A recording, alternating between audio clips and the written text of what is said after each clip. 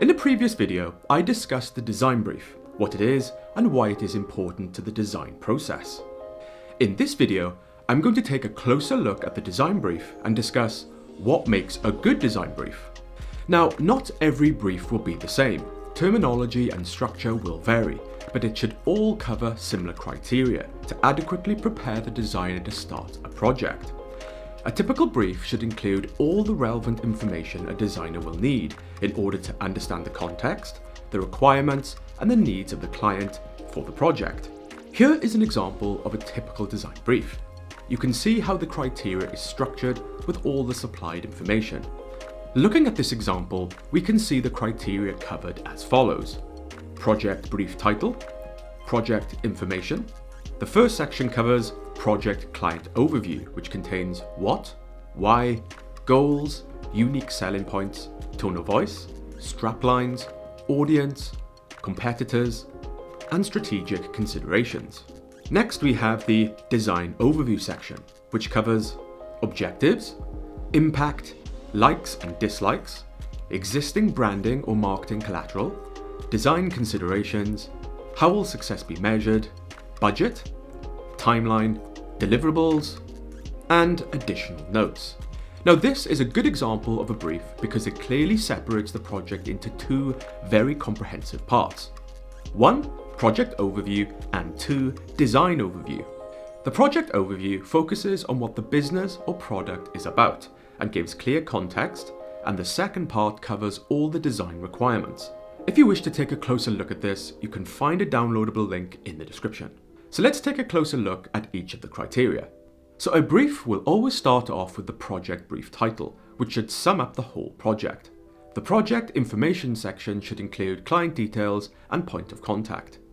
Next, we have the first section, project client overview, which should ideally touch on 9 key points.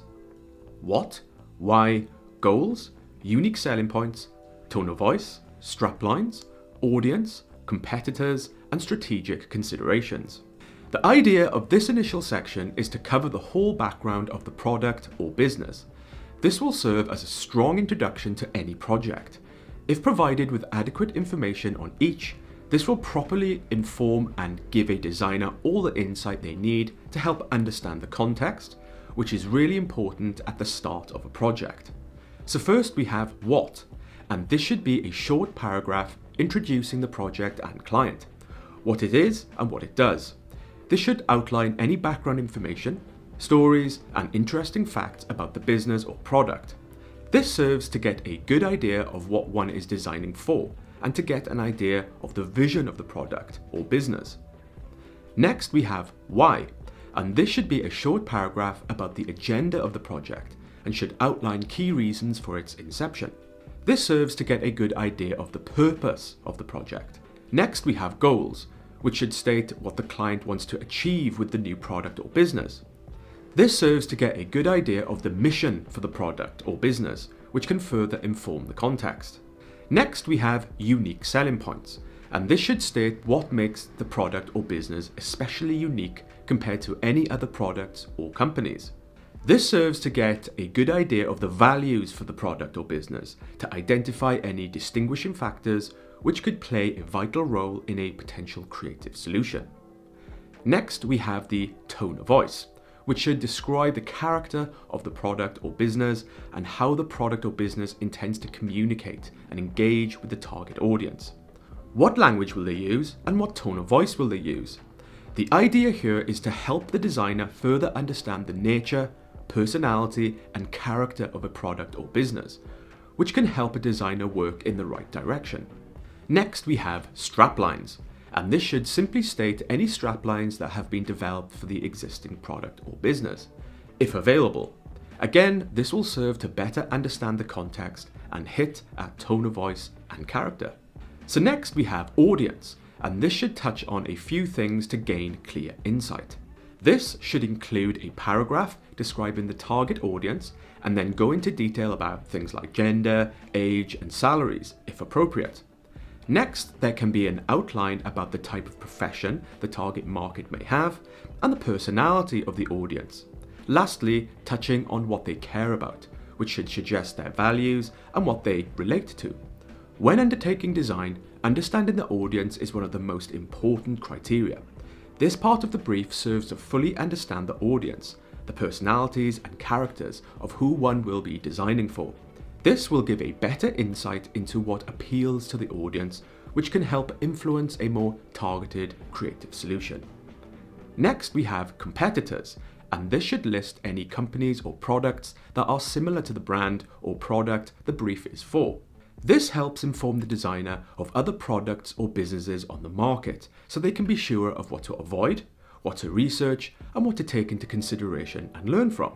Next, we have strategic considerations, and this should state any specific ways the product wishes to market or proposition itself later down the road, or any commercial or disruptive goals they wish to achieve with the product or business. So that covers the first section. Next, we have the second section, Design Overview, which should ideally touch on the following key points: objectives, impact, likes and dislikes, existing branding or marketing collateral, design considerations, how will success be measured, budget, timeline, deliverables, and additional notes. Once a designer has been introduced to the project and understands the context of the project from the first section, then the designer can learn exactly what design is required for the project and the challenges that lay ahead. So first we have objectives, and this should be a paragraph to outline details about what design is required for the project and its intended aims and usage. This could either be a paragraph or a list, and serves to give a clear indication of exactly what the requirements are and what the client wants to achieve with the design. Next, we have impact, and this should be a paragraph describing the impression the client would like to make with the design. This helps the designer further understand the nature and personality of the product or business and how it wants to be seen. This can help the designer focus and develop more relevant and appropriate creative solutions. Next, we have likes and dislikes, and this should be a list of references the client likes or dislikes. This can be what they might want the design to take cues from, maybe what it might be like, and what they want to avoid. This can include specifics like colors, look and feel, styles, and layouts, and any brand examples.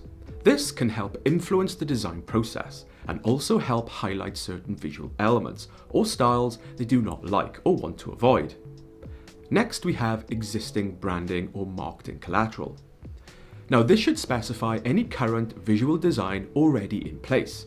For example, brand guidelines, advertising material, or any print material they currently use and want to be consistent with. Next, we have design considerations, and this should list any details to keep in mind with regards to how the design will be used. Is the design predominantly for print or digital, or both? This should also state any disruptive or commercial goals intended with the design. Next, we have how will success be measured, and this should state how the client plans to measure the success of the design work.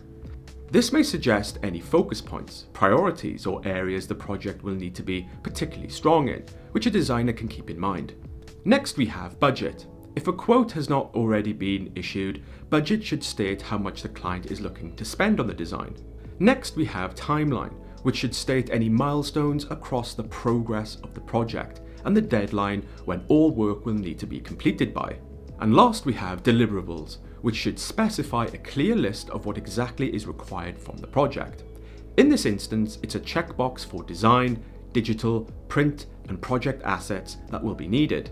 Finally, at the end, we have a page called Additional Notes, and this is where any other related information regarding the project can go. So with all this criteria covered, a designer can then take the time to read, digest, and fully understand the details in the brief and the challenges that lay ahead. From this, a designer will be well equipped to begin the design process, or in lots of cases, have further questions which they can then discuss with the client. So what makes a good design brief is the quality of information provided for all the main touch points to inform a designer of everything they need to know to start the design process and do a good job. So that is what I think makes for a good design brief and what I would recommend you seek out from your clients to help you better equip yourself when starting a project. So what are your thoughts on what makes a good design brief? Be sure to share your thoughts in the comments section. And if you wish to learn more about open and closed briefs and how to build your own brief, you can see links in the description to other videos where I go into those topics in more detail. Well, I hope you enjoyed this video. If you did, hit the like button and don't forget to subscribe and hit that bell button to be notified of more design discussion videos like this in future. Also, if any of you have any other design topics you would like to see me discuss, be sure to pop them in the comments or email me at creative@garethdavidstudio.com and I'll look to create another discussion video in future. Until then, have fun guys, and I'll see you next time.